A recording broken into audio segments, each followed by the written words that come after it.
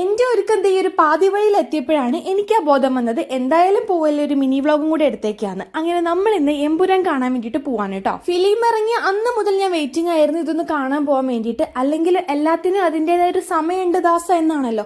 പക്ഷെ സമയം മാത്രം പോരാ, അതിൻ്റെതായ സന്ദർഭം കൂടെ ഒത്തു വന്നാലേ നമുക്ക് പോകാൻ പറ്റുള്ളൂ. അങ്ങനെ എൻ്റെ ഒരുക്കം ഓൾമോസ്റ്റ് സെറ്റ് ആയിട്ടുണ്ട്. പെട്ടെന്നായിരുന്നു നമ്മൾ ഫിലിമിന് പോകാമെന്നൊക്കെ തീരുമാനിച്ചിട്ടുണ്ടായിരുന്നത്.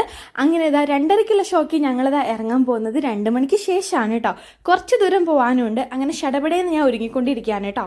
ഇനിയിപ്പോൾ മേക്കപ്പും എല്ലാം തന്നെ തീർന്നു കഴിഞ്ഞാൽ മുടികെട്ടലാണ് എല്ലാവരുടെയും ടാസ്ക്. നിങ്ങളും എന്നെ പോലെ ആണോ എന്ന് പറയണം. ഇതിനി ഒരുപാട് മുടിയാണെങ്കിലും കുറച്ച് മുടിയാണെങ്കിലും മുടി എന്ത് ചെയ്യും എന്നുള്ളതാണ് ലാസ്റ്റത്തെ കൺഫ്യൂഷൻ വന്നിട്ട്.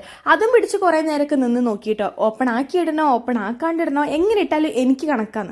ഞാൻ പറഞ്ഞത് ഇപ്പം മനസ്സിലായി കാണല്ലോ അല്ലേ. കെട്ടിവെച്ച മുടിയാണ് ഈ പാറി കളിച്ചുകൊണ്ടിരിക്കുന്നത്. അങ്ങനെ നമ്മൾ കറക്റ്റ് ടൈമിൽ ഇത് തിയേറ്ററിൽ എത്തിയിട്ടുണ്ട്. ഞാനും ഒപ്പം മാത്രമായിരുന്നില്ല, ഒരു കപ്പിൾസ് കൂടെ ഉണ്ടായിരുന്നു കേട്ടോ. ഫിലിമിനെ പറ്റി ആധികാരികമായിട്ട് ഒന്ന് സംസാരിക്കാൻ എനിക്ക് അറിഞ്ഞൂടാന്നുണ്ടെങ്കിൽ ഫിലിം എനിക്ക് ഇഷ്ടമായി ചോദിച്ചാൽ ഇഷ്ടമായിട്ടുണ്ട്. പക്ഷെ എനിക്ക് ഒന്നും കൂടെ ഇഷ്ടമായത് ലൂസിഫറാണ് കേട്ടോ. അങ്ങനെ നമ്മൾ കാത്തിരുന്ന് ഇന്റർവ്യൂവിൽ എത്തിയിട്ടുണ്ട്. വേറെ ഒന്നിനല്ല, കോഫി വാങ്ങണം, അത് മുഖ്യമാണ്. അത് കിട്ടില്ല എന്ന് വെച്ച് കഴിഞ്ഞാൽ എന്തോ ഒരു വിമിഷ്ടാണ് കേട്ടോ എനിക്ക്.